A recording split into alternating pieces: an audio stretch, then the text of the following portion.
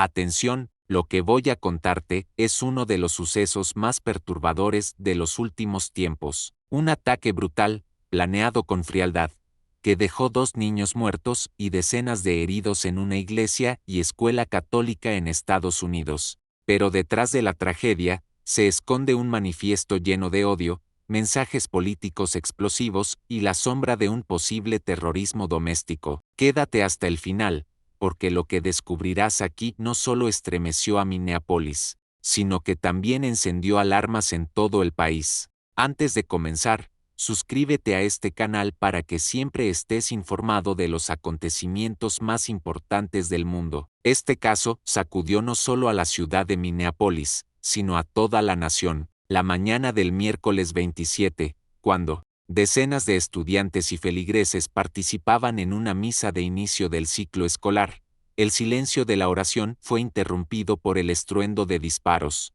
El atacante, identificado como Robin Westman, de 23 años, abrió fuego de manera indiscriminada contra la Annunciation Catholic School y la iglesia anexa, un lugar que debía ser sinónimo de paz, de fe y de comunidad. 2 niños inocentes, de apenas 8 y 10 años, murieron en el acto, mientras al menos 17 personas más quedaron heridas, la mayoría de ellas menores de edad.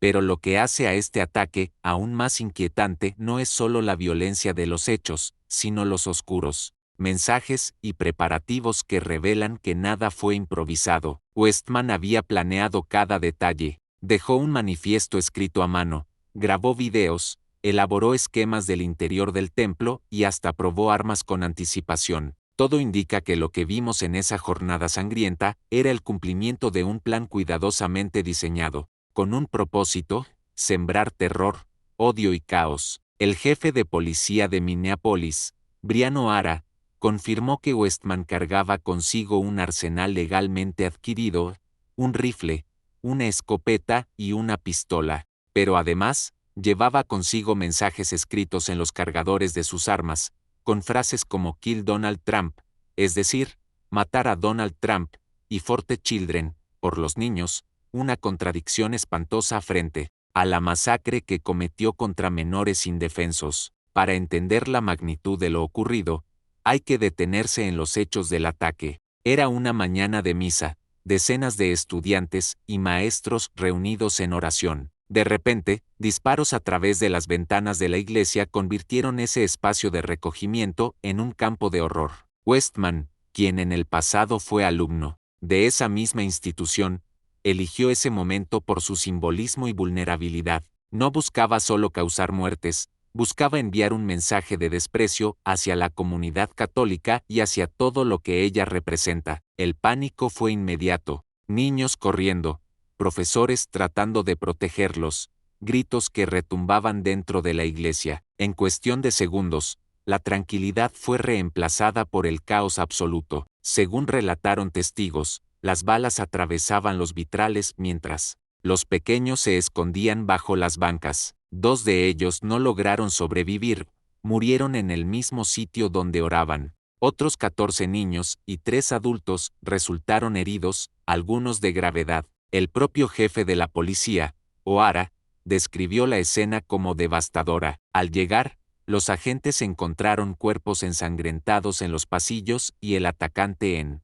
el estacionamiento, donde finalmente se quitó la vida disparándose a sí mismo. Lo que se reveló después, a través de sus diarios y grabaciones, mostró que nada fue al azar. Se trataba de un ataque diseñado para maximizar el impacto emocional y mediático. ¿Quién era Robin Westman y que lo llevó a cometer semejante atrocidad? Esa es la pregunta que ahora intentan responder tanto la policía como el FBI. Westman, quien nació con el nombre de Robert Westman y más tarde se identificó legalmente como una mujer trans, era alguien aparentemente sin antecedentes criminales, sin registros de violencia previa y con acceso legal a armas de fuego. Pero lo que parecía ser una vida normal escondía un mundo de oscuridad. En videos publicados en Internet antes del ataque, Westman aparece mostrando un cuaderno rojo con diagramas de armas, mensajes encriptados y un manifiesto perturbador.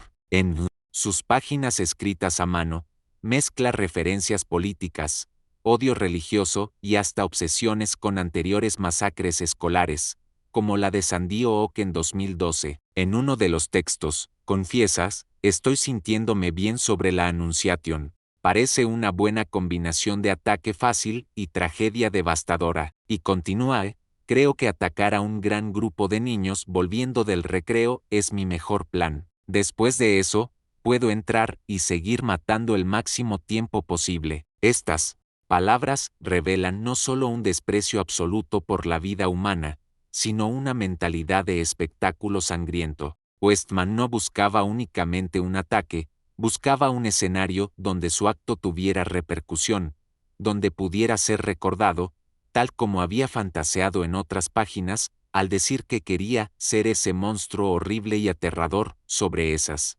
criaturas indefensas. El manifiesto también refleja una personalidad profundamente contradictoria. En un momento, escribe frases como «odio el fascismo», y en otro asegura «amo cuando los niños son baleados, amo ver a los pequeños siendo destrozados». Esa mezcla de mensajes políticos, odio social y sadismo absoluto, convierten a este caso en un desafío para los investigadores. Además de las fantasías violentas, Westman apuntaba hacia figuras públicas y políticas como Donald Trump y Elon Musk. En sus escritos decía, quiero un objetivo de relevancia política o social. Incluso llegó a pegar en sus páginas un sticker con la bandera trans y la frase «defender la igualdad», sobrepuesto con la imagen de un fusil AK-47. También escribió frases de odio hacia judíos sionistas, mezclando consignas de Free Palestine con insultos antisemitas. Estamos frente a un perfil confuso, cargado de contradicciones y, sobre todo, dominado por un odio irracional. Para el FBI, esta mezcla de ideología, fanatismo y violencia apunta claramente a un posible acto de terrorismo doméstico. La magnitud del ataque y el contenido del manifiesto obligaron a que el caso fuera tomado directamente por el FBI. La agencia federal anunció que investiga el tiroteo como un acto de terrorismo doméstico y como un crimen de odio contra los católicos. Esto no es menor, significa que el gobierno estadounidense reconoce que detrás de esta masacre no había solo un individuo desequilibrado, sino un acto con motivaciones ideológicas y religiosas claras. Durante la misa, Westman disparó específicamente contra los ventanales de la iglesia, sabiendo que adentro estaban reunidos niños católicos en oración. Para los investigadores, esto fue una señal directa de odio hacia la fe cristiana. El director del FBI, Kash Patel, confirmó que se trata de un crimen de odio religioso. 2 niños pequeños murieron en los mismos bancos donde estaban rezando. Eso es una señal clara de ataque a la comunidad católica. La investigación también busca entender cómo Westman pudo preparar todo sin levantar sospechas. A pesar de haber comprado varias armas en un corto periodo de tiempo, no estaba en ninguna lista de vigilancia. Sus mensajes, aunque inquietantes, habían sido publicados en espacios de difícil acceso, sin llamar la atención de las autoridades. Y esa es una de las mayores preocupaciones ahora. ¿Cuántos otros posibles atacantes podrían estar planificando actos similares sin que nadie lo note? El ataque a la Annunciation Catholic School no es solo una tragedia local, es un llamado de alerta para todo el país. El hecho de que un joven de 23 años, sin antecedentes, con acceso legal a armas y con una mezcla de ideologías radicales, pueda ejecutar una masacre contra niños en un templo católico demuestra lo vulnerables que siguen siendo las comunidades religiosas y escolares en Estados Unidos. Y no podemos olvidar el simbolismo. Ocurrió en una misa de inicio del ciclo escolar, cuando familias, niños y profesores buscaban un momento de fe y esperanza. En su lugar, lo que encontraron fue horror, miedo y pérdida. La masacre en la Annunciation Catholic School no se quedó solo en las páginas policiales ni en los reportes de emergencia. Apenas unas horas después del ataque, Estados Unidos entero ya debatía lo ocurrido en el terreno más caliente y polémico de todos, la política, porque lo que salió a la luz con el manifiesto de Westman no solo eran delirios personales, sino mensajes cargados de intencionalidad política, amenazas a figuras públicas y un odio dirigido a grupos religiosos específicos. Y eso, inevitablemente, se convirtió en pólvora para la batalla ideológica que ya arde en la nación. El hecho de que el atacante llevara inscrita la frase "Kill Donald Trump" en uno de sus cargadores encendió las alarmas de inmediato. El propio expresidente y actual presidente de los Estados Unidos, Donald Trump, reaccionó con un mensaje en el que denunció lo ocurrido como una muestra del odio y la radicalización que la izquierda ha permitido en el país. Trump se mostró consternado por la muerte de los niños, pero al mismo tiempo endureció su discurso contra lo que llamó la permisividad de grupos radicales y del progresismo que promueve mensajes de odio disfrazados de igualdad. Los sectores conservadores no tardaron en tomar el caso como bandera. Para ellos, el hecho de que Westman hubiera mezclado consignas como Free Palestine, banderas trans y mensajes de odio contra los católicos demuestra que existe un problema profundo de radicalización ideológica que ya no se limita a los extremos tradicionales. Voces republicanas en el Congreso reclamaron endurecer las leyes contra los crímenes de odio religioso y aumentar la vigilancia en templos e instituciones católicas. Pero del otro lado, líderes progresistas señalaron que el problema no se resuelve con más vigilancia, sino con enfrentar de raíz el acceso descontrolado a armas de fuego. Para ellos, el caso de Westman demuestra que cualquier persona, incluso sin antecedentes criminales, puede acumular un arsenal letal y planear un ataque masivo en cuestión de semanas. La senadora demócrata Amy Klobuchar, representante de Minnesota, declaró que lo ocurrido es un llamado doloroso a tomar en serio el control de armas, antes de que más comunidades sean devastadas. Sin embargo, el debate se volvió aún más intenso cuando surgió el tema de la identidad de género del atacante. Algunos medios señalaron que Westman había realizado un cambio legal de nombre y se identificaba como mujer trans. De inmediato, grupos conservadores acusaron que ciertos sectores están alentando la radicalización bajo banderas ideológicas, mientras que activistas de derechos humanos denunciaron que ese dato estaba siendo explotado políticamente para desviar la atención del verdadero problema, el odio y la violencia indiscriminada. Lo cierto es que el manifiesto de Westman está lleno de contradicciones. Al mismo tiempo que hablaba de defender la igualdad, celebraba la muerte de niños. Mientras atacaba al fascismo, se proclamaba amante de la violencia, y mientras invocaba causas como Palestina, terminaba disparando contra católicos inocentes. Esa mezcla caótica de mensajes dejó la puerta abierta para que cada sector político leyera lo ocurrido a su manera, utilizándolo como prueba de sus propios argumentos. Pero más allá de la arena política, hay un hecho innegable. Este ataque dejó una marca de terror en la sociedad estadounidense. Familias destrozadas, comunidades que ya no se sienten seguras ni en las escuelas ni en las iglesias, y un país que vuelve a preguntarse si está preparado para enfrentar el fantasma del terrorismo doméstico. Detrás de cada cifra, detrás de los titulares, hay rostros, hay historias.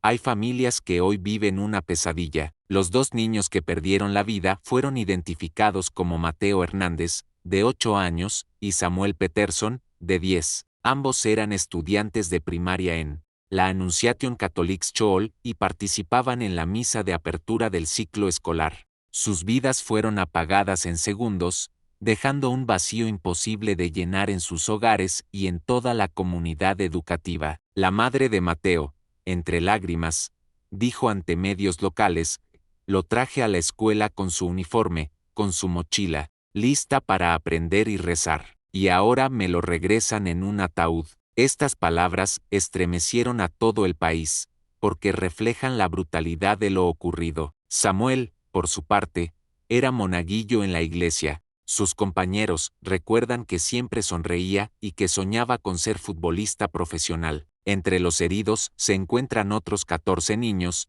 muchos de ellos todavía hospitalizados con pronósticos reservados. Algunos sufrieron heridas de bala, en piernas y brazos, otros fueron alcanzados por esquirlas de vidrio al estallar los ventanales. 3 adultos, entre ellos una maestra y un sacerdote, también resultaron heridos al intentar proteger a los pequeños. La ciudad de Minneapolis se convirtió en un mar de velas, flores y oraciones. Miles de personas acudieron a la iglesia para mostrar solidaridad, mientras líderes religiosos católicos condenaban el ataque como un crimen de odio contra la fe. El arzobispo Bernard Debda declaró: atacar a niños en el acto de la oración es un pecado contra Dios y contra la humanidad entera. Este dolor nos acompañará por generaciones. El presidente Trump ordenó que las banderas ondearan a media asta en todo el país en honor a las víctimas. Pero más allá de los gestos oficiales,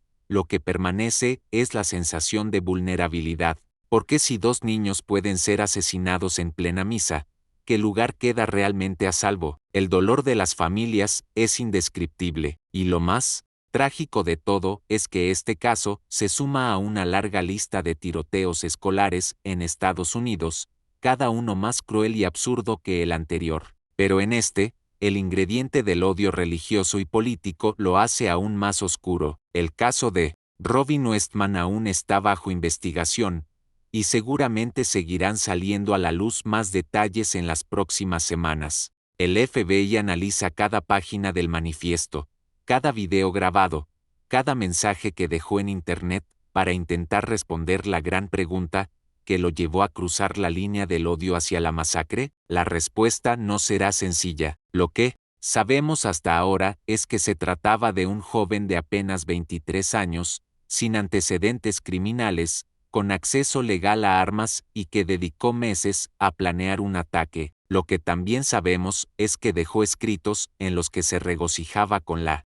idea de matar niños y soñaba con ser recordado como un monstruo. Pero más allá de eso, hay demasiadas incógnitas. ¿Por qué nadie notó las señales? ¿Cómo pudo acumular un arsenal sin despertar sospechas? ¿Qué redes sociales o foros frecuentaba y por qué no hubo alertas? ¿Estamos ante un lobo solitario, o se trata de un movimiento que instiga la violencia contra cristianos y judíos? El gobierno federal prometió una investigación exhaustiva, pero mientras tanto, lo único cierto es que el país está en shock, y la comunidad católica, en particular, vive con miedo de que estos ataques se repitan. Porque si algo dejó claro el manifiesto de Westman es que él quería inspirar a otros. En una de sus páginas escribió: tal vez no logre mucho, pero quizá alguien más siga mi camino. Ese es el verdadero terror, que esta masacre no sea un hecho aislado, sino el inicio de una ola de violencia inspirada en el odio. Lo ocurrido